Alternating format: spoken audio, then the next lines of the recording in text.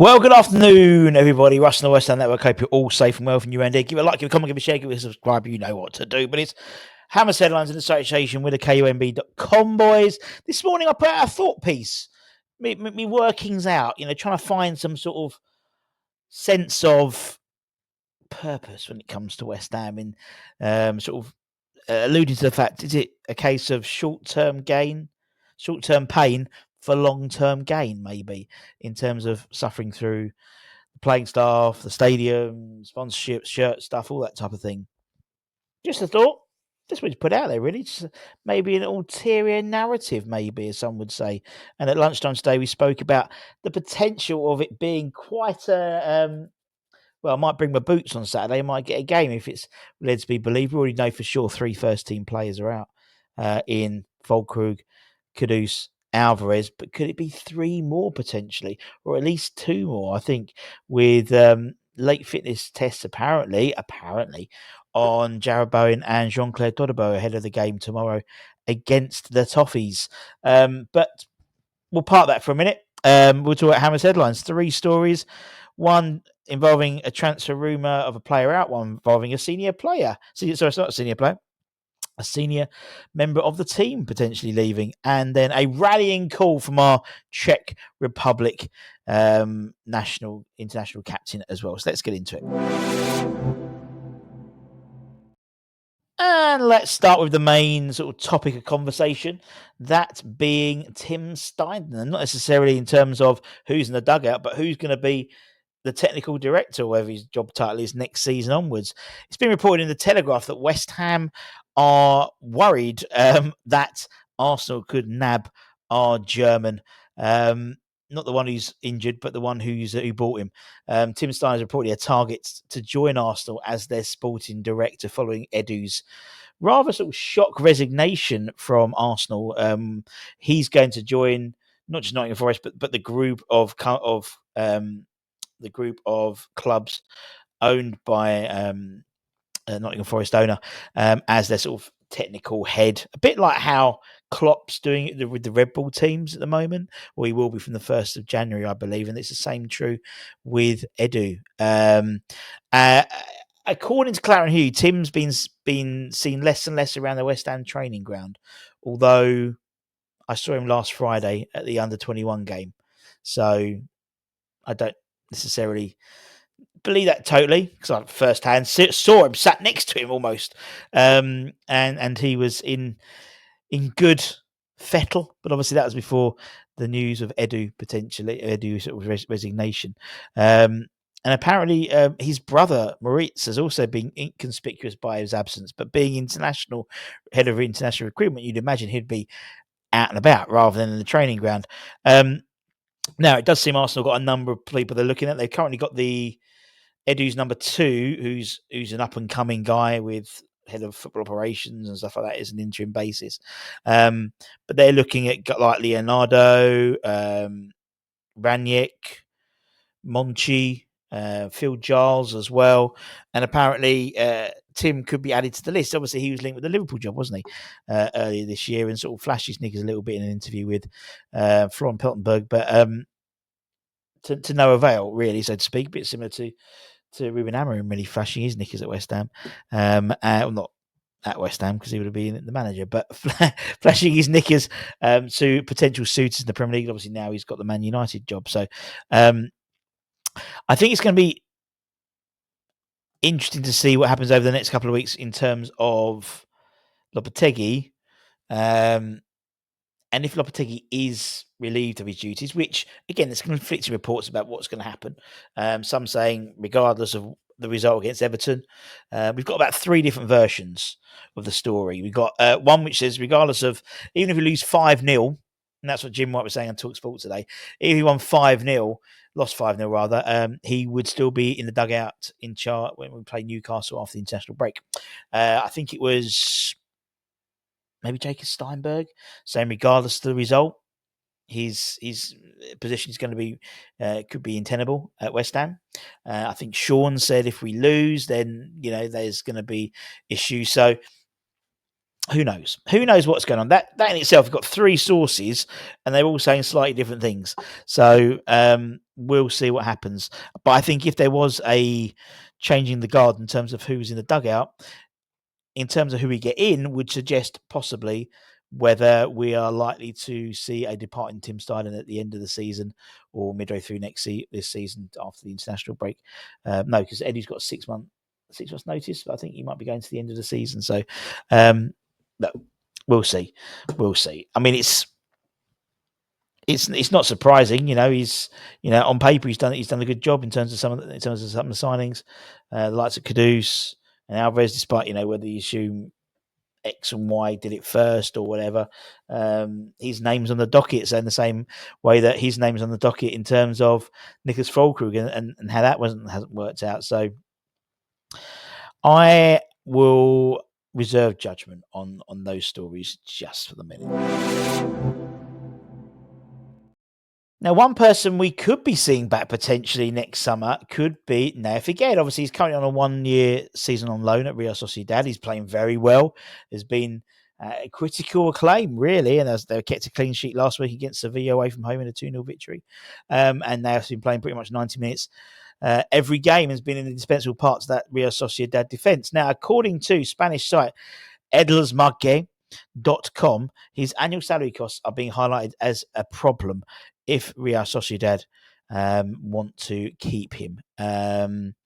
Now, apparently, the proportion of his wages is in terms of West Ham and Real Sociedad is all right at the moment.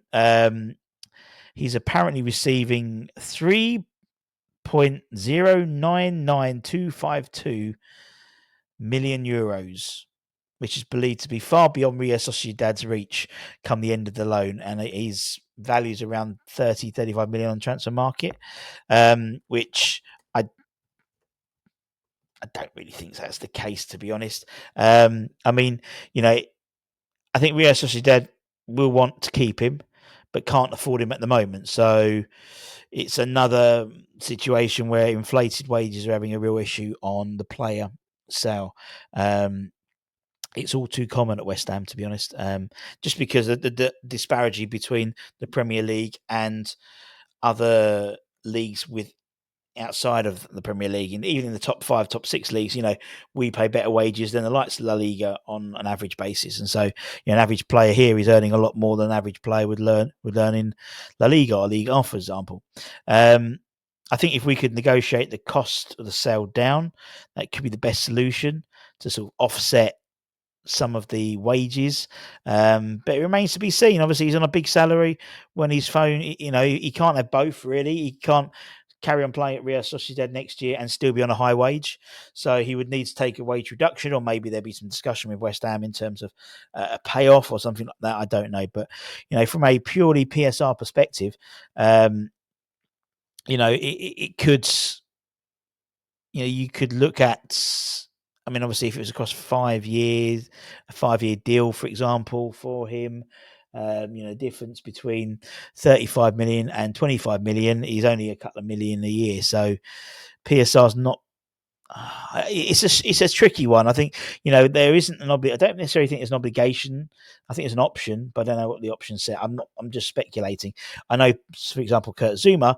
That is very much at the end of the loan deal. He's out of contract anyway, so he's pretty much going to sign for them regardless. So, although he is currently injured as well at the moment, typically. But Aguerd, I mean, he's playing well. So you think even if Real Sociedad don't come in for him, you think other La Liga sides might be interested in him, maybe more high profile sides as well. So it's put him in the shop window, but whether that shop's customers can afford him is another thing. And let's talk about Tommy Soucek. Now, I mentioned in the Daily Show that obviously he's coming back he had a virus, didn't he? And which meant he couldn't play in the Nottingham Forest game, which is maybe a bit of a surprise, really. However, with a number of injuries out, potential injuries and suspensions, a fit again Thomas Soucek, I think, could be an indispensable asset for tomorrow, where it's going to be a war of attrition. Both sides aren't the most progressive, put forward facing sides, and on the front foot and play beautiful football. We can play beautiful football, but we haven't been. Everton are going to be pumping the ball in for set pieces and stuff like that, where Thomas Soucek's height is very useful both in an attacking and defensive sense. Now, he is taken to the West Ham official website with a rallying cry, saying that, and in terms of his passion for the club, which I think something, he's quite a quiet gentleman. He's probably bled more claret than most of us have for our club, in all honesty. And he says in the interview that the club is his home club. I want to be even like the leader to lead the team to better performances. Does that assume to me that Mr. Bowen might not be available for selection tomorrow, with Thomas Soucek potentially being captain? Am I reading too much into it? Quite possibly. This means a lot. So that's the reason why we try and fight on the pitch all the time.